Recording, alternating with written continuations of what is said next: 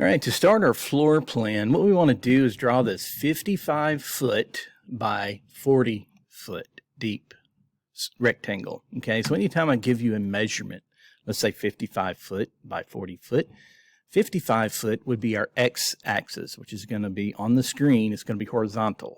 Okay, and then the 40 foot is going to be our y-axis. It's going to be vertical on the screen. Of course, we are working in 2 dimensions right now. All right, so all we have is an X and a Y axis. So a 55 by 40 foot rectangle, okay?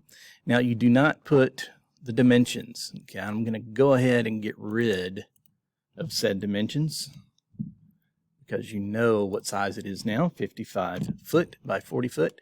And I'm gonna offset this rectangle to create a wall thickness for our exterior walls, okay? And that wall thickness with all of the materials added together, such as brick and plywood and 2x4 pieces of lumber and drywall and all of that stuff, that's going to be 10.5 inches.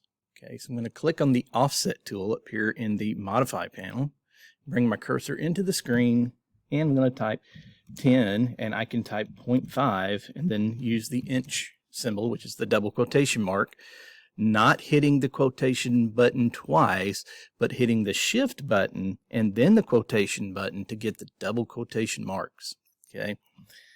And then I'm going to click on the enter button and hover and make sure you drag it to the outside. Now don't be afraid of it. Just go ahead and drag it as far as you want to, because it's only going to go 10.5 inches. Okay, if you do it too close, it might misunderstand what you're trying to do and offset to the inside.